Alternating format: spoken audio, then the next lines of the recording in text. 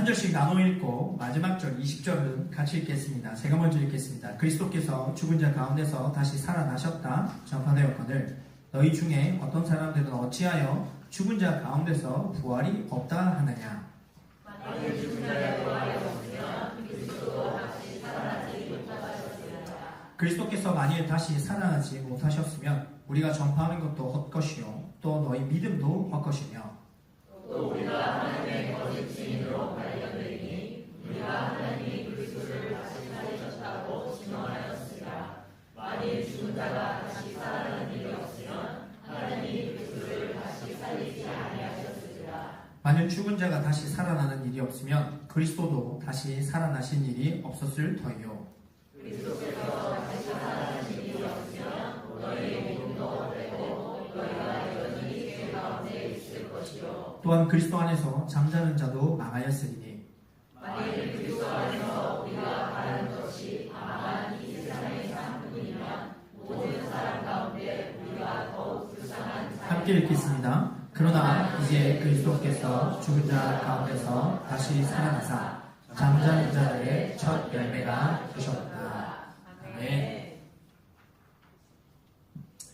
최근 들어서 이제 제일 우리가 생활할 때 두렵게 만드는 게 뭡니까? 라고 물어본다면 시동 거는 게 지금 두려운 상황이 됐습니다. 사실 이제 뭐 우리가 웃으면서 얘기를 하지만 지금 경제 상황이 굉장히 어렵습니다. 연방 총리가 지금 담화문을 발표를 했습니다. 각자의 자리에서 최선을 다해달라. 이미 호주 사회도 어려운 상황으로 지금 접어들고 있습니다. 그래서 연방 총리가 이런 담화문을 발표하는 것이 굉장히 이례적이었다라고 얘기를 하더라고요. 그래서 어떤 대책을 내어놓고 해결점을 내어놓기보다 각자가 있는 자리에서 잘 견뎌주기를 최선을 다해달라는 그 부탁이 좀 세상 좀 다르게 다가왔습니다. 그만큼 지금 상황이 어렵고 미국과 이란뿐만 아니라 지금 여러분 잊지 마십시오. 우크라이나 러시아 전쟁이 아직도 진행 중에 있습니다. 지금 세계 곳곳이 전쟁으로 인해서 경제뿐만 아니라 무고한 자들이 죽어가고 모든 것들이 지금 유기적으로 다 연결되어 있어서 너무 힘든 상황입니다. 여러분 경제적으로 힘들어져서 기도하자는 게 아니고요. 정말 생명이 지금 사라져갑니다.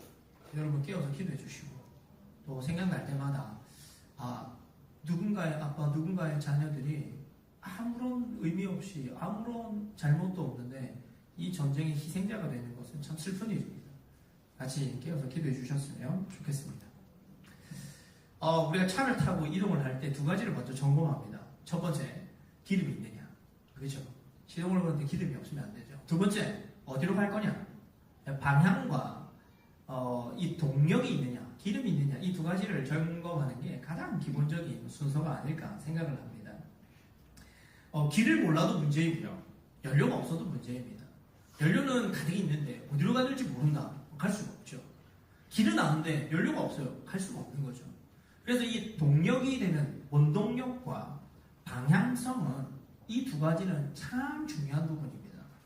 신앙도 같은 맥락이죠. 우리가 예수를 믿고 살아가는 것이 우리의 삶의 방향입니다. 예수를 믿고 하나님 기뻐하시는 일에 마음을 두고 살아가는 것이 우리의 삶의 방향인데요. 생각해 보십시오. 예수를 믿고 살지만 내 삶의 원동력이 사라진 것 같은 때를 많이 느낍니다. 좀 이렇게 말씀드리면 좀 그럴 수도 있겠지만 신앙생활을 오래 하신 분들이 특히나 이제 젊은 세대들이 요즘 한국에서 번아웃을 많이 경험한다. 이런 얘기를 참 많이 합니다. 저는 이게 뭐냐? 방향은 알고 있는데 동력을 잃어버린 것이죠. 예수를 안 믿는다는 거 아닙니다. 왜 내가 그렇게 해야 하는지, 왜 내가 그렇게 살아야 하는지 그 동기를 잃어버렸다라는 거죠. 그런데 또 반대의 경우도 있습니다. 예수를 믿고 나서 엄청 기쁩니다. 삶의 해석이 달라지고 문제의 해석이 달라집니다. 그런데 이 기쁨을 어디에다가 쏟아야 할지를 모를 때가 있습니다. 너무 기쁘거든요. 너무 좋거든요. 근데 내가 어떻게 살아야지? 이걸 모를 때가 있다라는 겁니다. 그래서 이때 우리가 필요한 게 무엇이냐? 신앙에 있어서 기본이 무엇이냐? 신앙에 있어서 핵심이 무엇이냐를 살펴보는 것이 아주 중요하다라는 거죠. 이런 측면에서 볼 때 우리가 이 고난주간을 다 보내고 오늘 이제 부활 주일을 맞으면서 지난 4주 동안 예수님이 누구인가? 예수님이 왜 고난을 받으셔야만 했는가? 예수님이 죽으심은, 십자가 죽으심은 우리가 어떤 의미가 있는가? 마지막으로 오늘 이 부활이 우리에게 무엇을 제시하는가를 아는 것은 너무나도 중요하다라는 겁니다. 예수님을 바르게 알고 우리 신앙에 있어서 핵심과 본질을 아는 것이 우리의 신앙생활의 원동력을 바르게 찾고 우리 신앙의 방향을 바르게 찾는데 너무 중요하다라는 것입니다. 오늘 네 번째 마지막 시간입니다. 예수님 부활하셨던 이 놀라운 사건, 이 예수님의 부활의 이 사건을 우리가 함께 살펴보면서 이 예수님의 부활이 그리스도인들에게, 우리 성도들에게 어떤 의미가 있고 무엇을 제시하는지를 바르게 알아서 정말 뜨겁게 신앙생활을 할 수 있는 저와 여러분 되시기를 주님의 이름으로 축복합니다. 예수님의 부활이 첫 번째로 우리에게 제시하는 것이 무엇입니까? 따라하겠습니다. 그리스도인의 삶의 방향을 제시합니다. 예수님의 부활은 성도의 삶의 방향을 제시해 줍니다. 오늘 우리가 함께 읽었던 성경이 고린도전서입니다. 이 고린도전서의 저자는 바울로 알려져 있지요. 이 바울이 고린도 교회를 향해서 쓴 서신, 편지가 바로 고린도전서입니다. 고린도전서, 이 고린도 교회는요, 굉장히 핫 이슈들이 많았던 교회입니다. 부흥하고 사람이 많았던 만큼 안에서도 여러 가지 일들이 많았는데요. 은사에 관련된 일들도 있었고 여러 가지 일들도 있었는데 그 중에 오늘 특별히 15장에서는 무엇을 얘기하느냐? 부활에 대해서 이야기를 합니다. 바울이 이 고린도 교회를 향해서 왜 부활을 강조하고 부활을 이야기하느냐? 이유가 있었습니다. 교회 안에 성도들 중에 부활을 부정하는 사람들이 있었기 때문이죠. 가만히 있다가 왜 부활을 부정을 합니까? 예수님 살아나셨는데 왜 그걸 받아들이지 않습니까? 그럴 만한 이유가 있었는데요. 두 가지였습니다. 하나는 헬라 철학의 영향 때문이었습니다. 여기서 이제 헬라 철학이라고 하면 이때 당시는 이 플라톤이죠. 그러니까 플라톤을 출발로 해서 아리스토텔레스에 이르기까지 이 헬라 철학 사상이 굉장히 만연해 있었던 했습니다. 이 헬라 철학 사상은 이데아론을 이야기를 하는데 이게 뭐냐면 이 땅의 것은 무엇이다? 저 천상에 있는 이데아, 실질적인 것의 그림자와 같다. 그래서 어떻게 생각을 하냐면 우리 사람의 육체는 일종의 악한 것으로 보았습니다. 그래서 육체를 뭐라고 헬라 사상 철학에서 뭐냐면 육체를 영혼의 감옥으로 이야기를 합니다. 그러면 이 헬라 철학에 따르면 육체는 뭐 해야 되냐면 벗어 던져야 할 것. 다시 돌아오면 안 되는 것이죠. 그래서 헬라 철학에서는요, 부활을 부정을 합니다. 왜 하등한 육체로 다시 살아나냐라는 겁니다. 왜 영혼이 그토록 벗어나기를 갈망했던 그 육체에 갇힐 이유가 뭐냐? 이 철학 사상의 영향을 많이 받았던 이유 때문에 성도들 중에 부활은 없다. 왜 우리가 부활을 믿어야 해? 하는 사람이 있었고요. 두 번째는 잘못된 신앙관 때문이었습니다. 이때 당시에 이제 우리가 성경에 보면 사두개인이라는 사람들이 나옵니다. 이 사두개인파들은 어떤 사람들이냐? 다른 건 모르겠고요. 여러 가지가 있겠습니다만 딱 하나는 분명히 있습니다. 부활을 믿지 않았습니다. 부활을 믿지 않았습니다. 이것뿐만 아니라 어떤 잘못된 신앙을 갖고 있는 사람들은요, 부활이 필요 없다. 부활이 필요 없다. 라고 이야기하는 신앙이 있었다는 거죠. 이런 이유 때문에 이 고린도 교회 안에서는요, 성도들 중에 부활이 필요 없다. 왜 부활해야 되냐? 이걸 부정하는 사람들이 만연해 있었습니다. 그래서 바울이 이야기하는 겁니다. 부활은 있다. 그리고 부활은 정말 중요하다. 이것이 바울이 이 고린도전서 15장에 펼친 논리였습니다. 바울은요, 부활이 없다면 우리가 전하는 것과 우리가 가지고 있는 이 믿음 자체가 다 헛된 것이 된다. 부활이 없다면. 이 말은 무슨 말이냐면 신앙에 있어서 예수를 믿고 살아가는 이 신앙에 있어서 가장 핵심이 뭐냐? 부활이다, 이 얘기입니다. 부활이 너무 중요하다라고 이야기를 합니다. 여러분, 성도들이 전하는 것이 무엇입니까? 예수님 우리 사랑하셔서 십자가에 죽으셨고 우리 죄를 위해서 죽으신 그 예수님이 죽음으로 끝난 게 아니라 이 사망 권세, 죽음을 이기고 다시 살아났습니다를 이야기하는 겁니다. 이 부활을 전하는 것이 예수님을 전하는 것이죠. 이것뿐만이 아닙니다. 여러분, 우리가 믿고 살아가는 이 믿음, 이 복음 안에는요, 그냥 예수님 죽었다가 예수님 우리 죄를 위해서 죽었다가 살아났습니다. 이걸 믿으면 천국 갑니다. 라는 이 진리만 들어있는 게 아니라 뭐가 또 들어있냐면 이 복음을 가지고 내가 어떻게 살아야 할까에 대한 방향이 거기 안에 들어있습니다. 단지 믿음을 지키는 것만이 구원받은 성도들이 해야 되는 것이 아니다라는 겁니다. 구원받은 사람이 어떻게 이 땅을 살아야 합니까를 가지고 있는 게 그 복음의 내용입니다.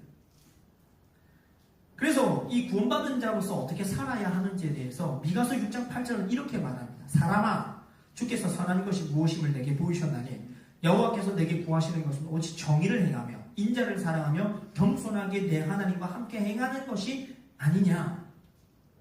하나님을 사랑하고 사람 사랑하고 이 땅에서 하나님께서 기뻐하시는 그 정의를 행하며 주님과 동행하는 삶을 살아가야 된다. 현재형으로 지금을 살아가야 된다라고 이야기를 하고 있습니다.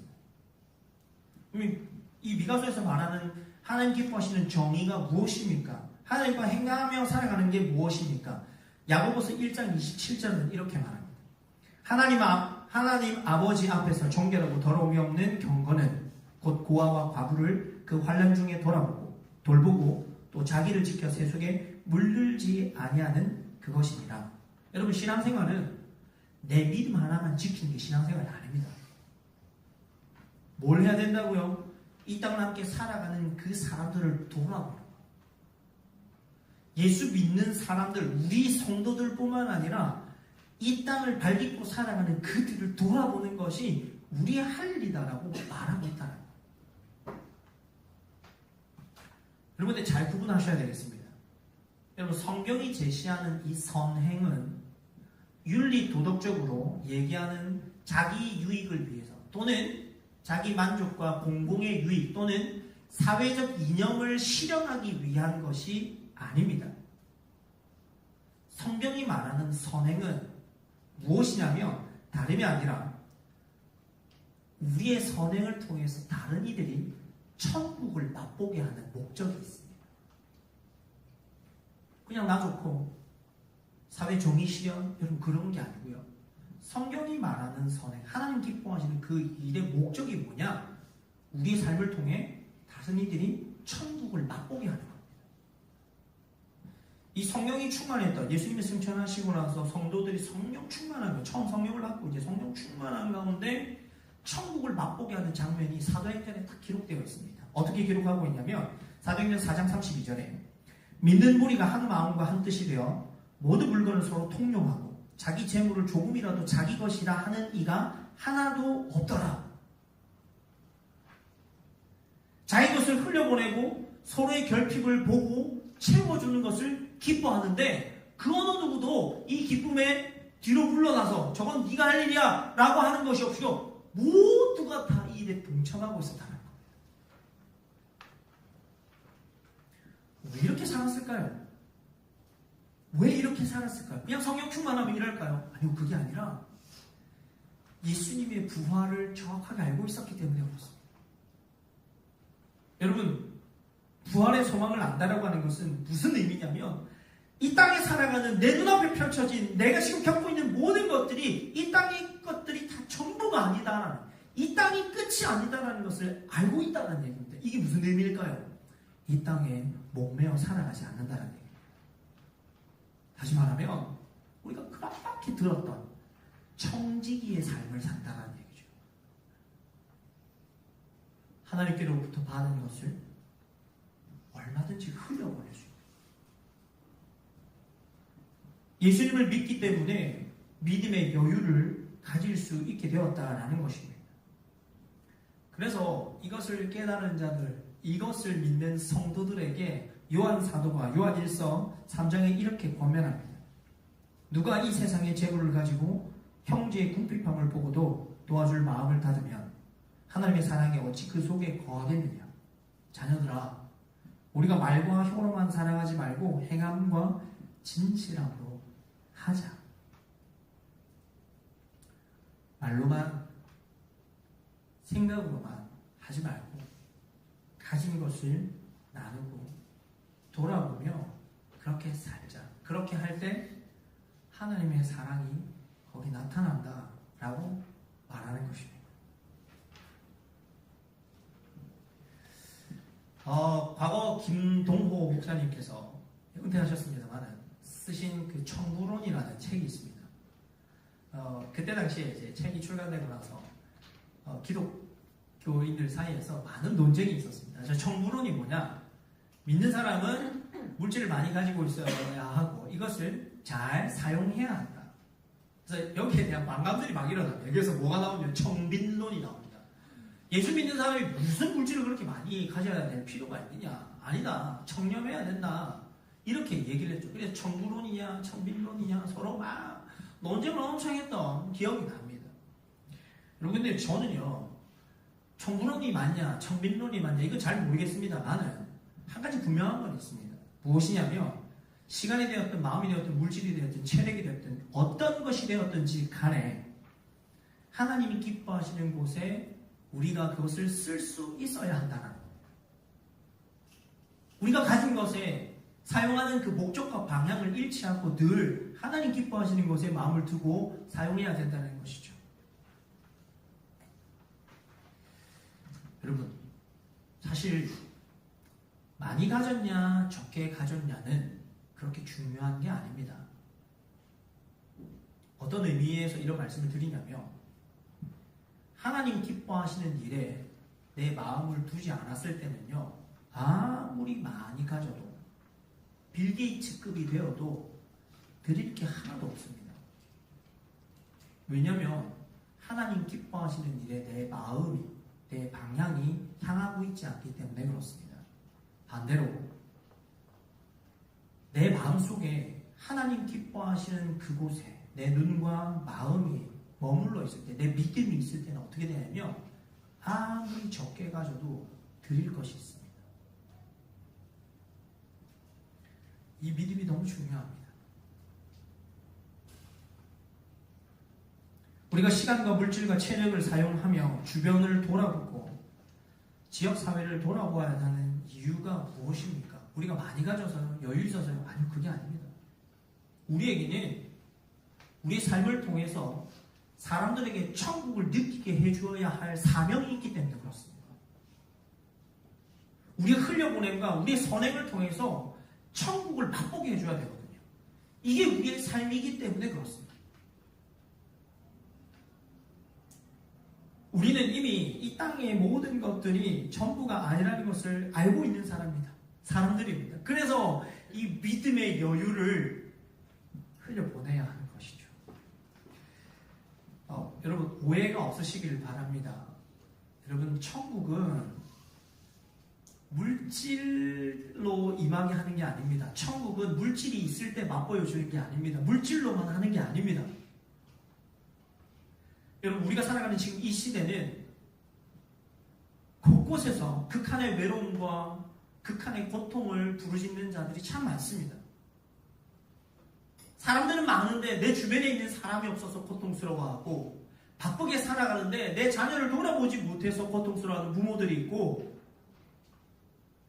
힘겹게 살아가지만 그 살아갈 이유가 없어서 그걸 찾지 못해서 정말 힘들어하는 분들이 많습니다.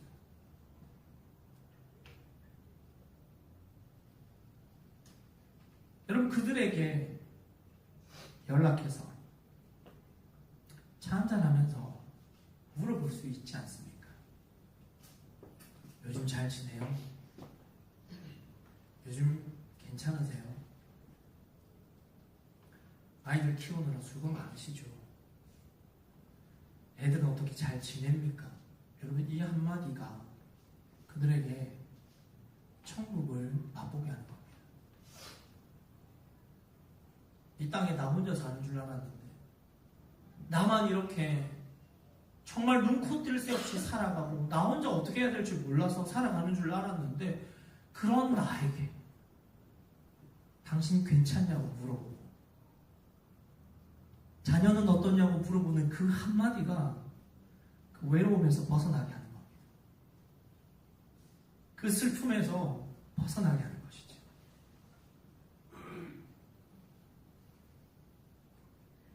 여러분,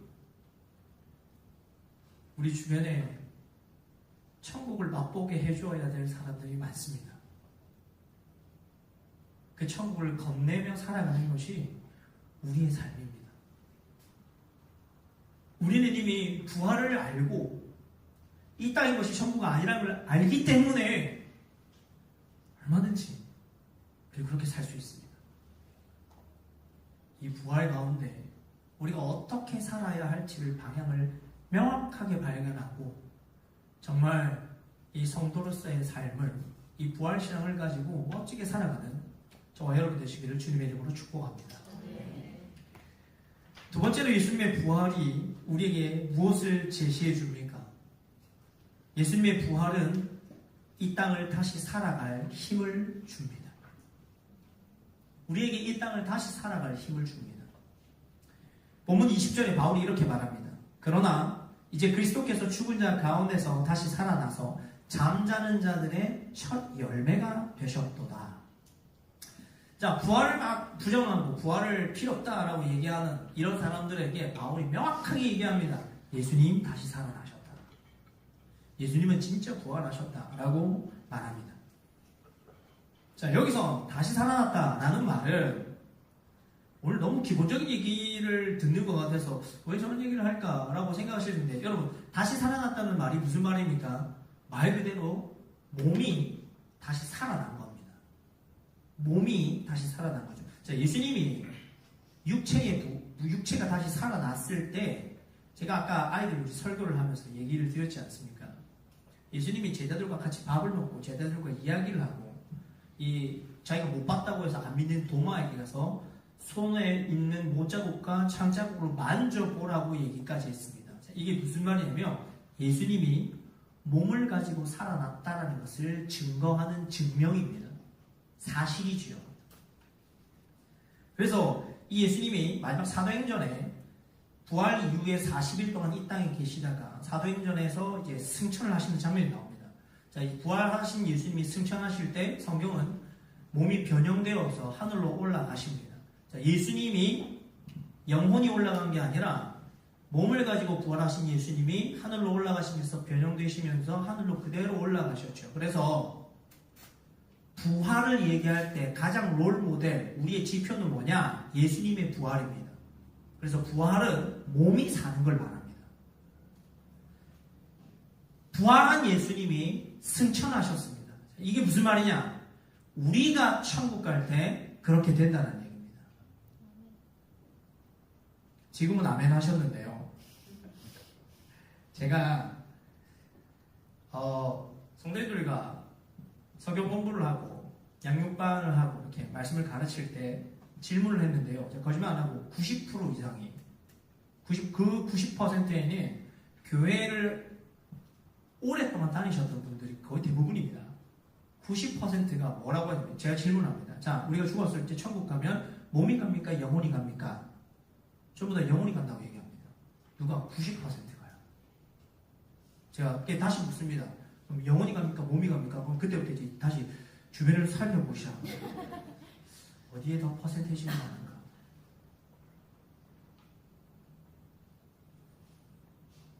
여러분, 우리가 천국을 갈 때는 몸을 가지고 갑니다. 예수님이 부활하시고 변형된 그 영화로운 몸으로 승천하셨기 때문입니다. 우리는 몸을 가지고 갑니다. 고린도서 15장에도 그 증거를 이야기합니다.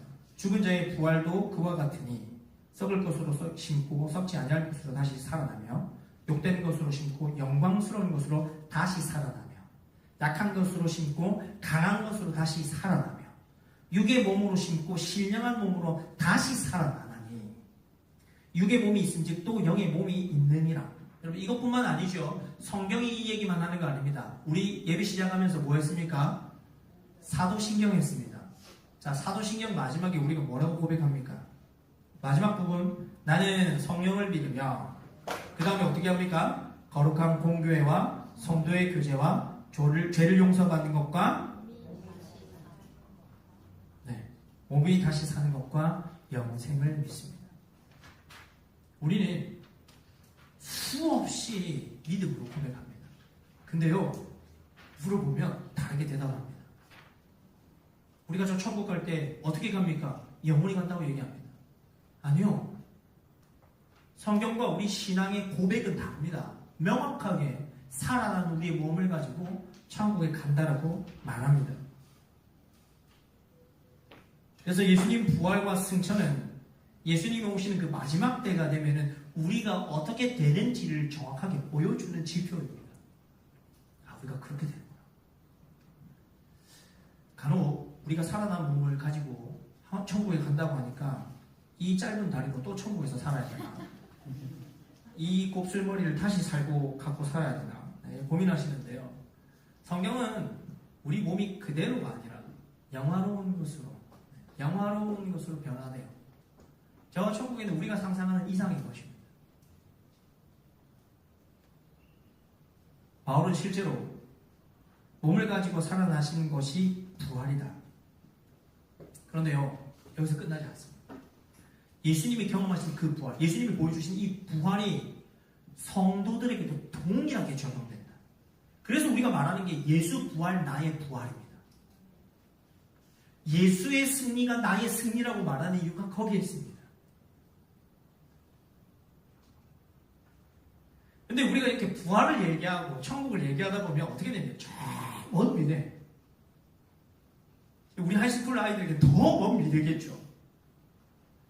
언젠가 우리가 목숨을 다해서 주님 곁에 나가는 그때 일어나는 일이라고 생각하는데요. 부활은 그렇게 즐기는 게 아닙니다. 그렇게 누리는 게 아닙니다. 여러분, 부활은 이 땅을 살아가는 이 현재에도 엄청난 영향을 미칩니다. 여러분, 부활이 무슨 의미입니까? 죽음을 이겼고 슬픔과 눈물이 사라지고 아픔과 절망이 다 사라지는 것을 의미하지요. 그래서 이 부활의 소망을 갖고 있다는 얘기는 뭐냐면 내가 지금 겪고 있는 이 슬픔과 아픔이 영원히 가는 것이 아니라 여기서 끝이 나고 주님 품 안에서 우리가 저 천국에서 살아갈 때 이 잠시 잠깐의 슬픔과 아픔을 생각나지도 않을 만큼 다 뒤로 하고 어떻게 영원을 슬픔 없이 아픔 없이 연약함 없이 한계 없이 살아가게 된다는 거예요. 이게 바로 부활신앙입니다.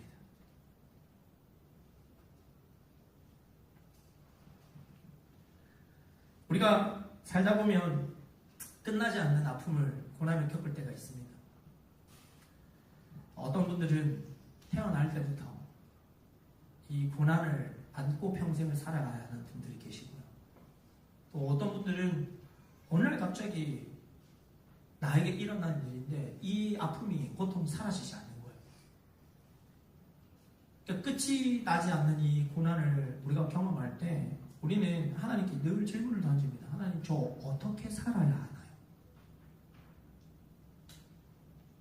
저 이제 어떻게 해야 합니까?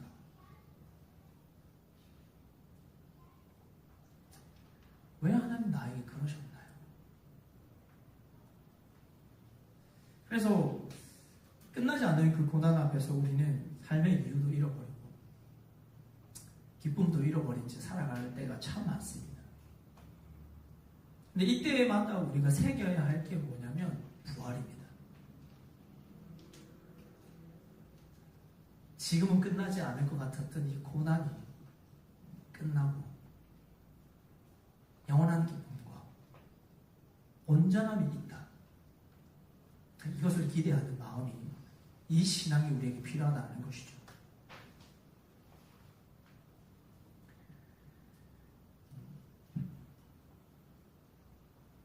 제가 퍼스에 있을 때 참 슬픈 일을 당했었습니다.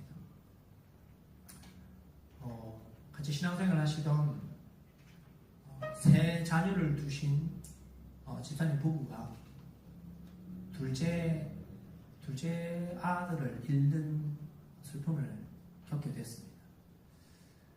바이러스성으로 갑자기 바이러스가 뇌에 침투하면서 아이가 한 일주일 만에 주님 품으로 갔습니다. 온 교회가 너무 깊은 슬픔에 빠지고 제가 그때의 기억이 너무 생생합니다. 너무 힘들었던 시간이었습니다. 이 아이의 부모된 집사님 두 분이 이 둘째 아들이 주님 품으로 가는 이 순간들을 헛되게 보내지 않으시려고 정말 하기 힘든 결정을 하셨는데 장기 기증을 했습니다. 그래서 5명이 새 생명을 얻기도 하고 긴 고통에서 벗어나는 그런 혜택을 얻게 되었죠. 이 사건이 굉장히 크게 다가와서 당시에 그 세븐 뉴스에도 나왔었습니다. 아이를 떠나보낼 당시에 아빠 되신 분이 아빠 되시는 집사님이 믿음이 없으셨습니다. 믿음이 없으신데 장기 기증까지 결정을 하시는 그 모습에 사실 정말 놀랐더랬습니다. 주님 품으로 아이가 간지 1년이 됐을 때마다 주기 때마다 이제 추도 예배를 교회에서 목사님께서 특별히 이 가정은 끝까지 계속 추도 예배를 하겠다라고 얘기하셔서 이 가정을 함께 예배를 하는데 2주년 되는 때였습니다. 추도 예배를 드리는데 아빠 되시는 이분이 이제 믿음을 가지셨어요. 믿음을 가지셨는데 예배를 드리고 나서 자리에서 일어나셔서 이렇게 얘기를 하셨습니다. 우리 아이를 다시 천국에서 보려면 제가 꼭 예수를 믿어야 합니다. 그 아이를 꼭 보기 위해서라도 예수를 믿어야 된다는 거예요. 이 두 분이 신앙생활 하시면서 지금은 셀 리더, 많은 분들의 신앙을 이끌어주는 그 자리에 있습니다. 이분들이요 정기적으로 그 아이가 입원했었던 병동을 찾아가십니다. 선물을 건네고 부모들을 돌아봅니다. 전 부활을 생각할 때 항상 이분들이 생각납니다. 그 부활이 있기 때문에, 그 부활 신앙이 있기 때문에 하루하루를 살아갈 힘이 그분들에게 부어지는 거죠. 이 부활 신앙이 없으면 살아갈 이유가 있을까요? 천국에서 다시 볼 그날 때문에 하루를 사는 겁니다.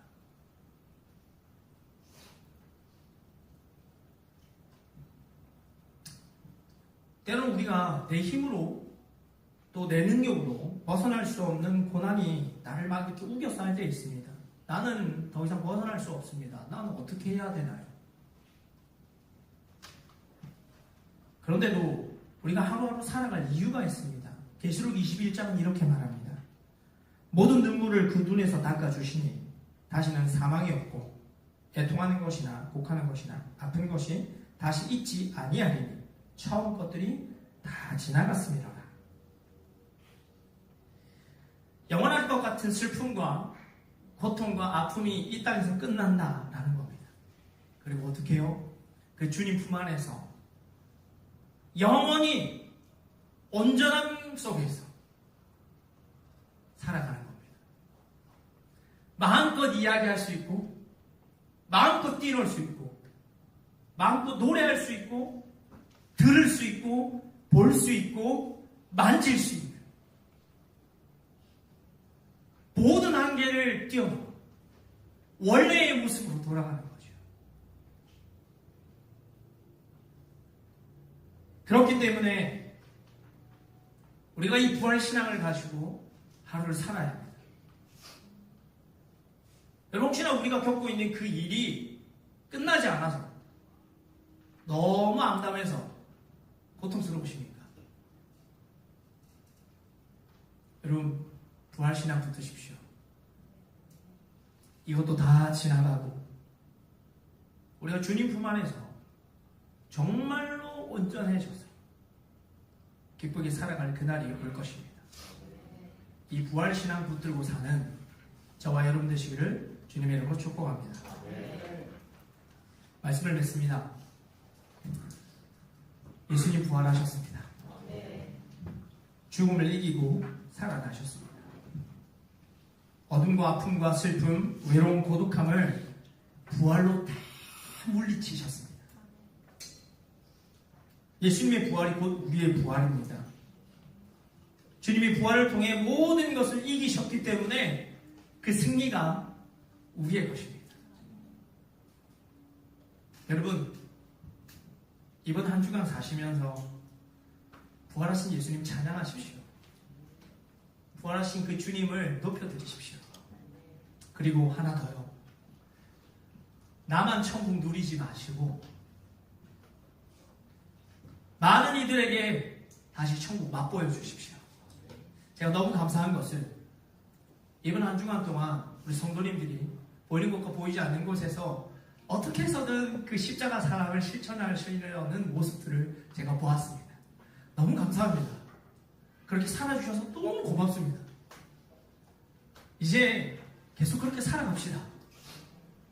내 믿음 하나 지키는 거 전전긍긍하지 마시고 천국 맛보게 해주시고 예수 믿는 게 무엇인지를 우리가 마음껏 이야기하면서 살아갈 수 있는 저와 여러분 되시기를 주님의 이름으로 축복합니다.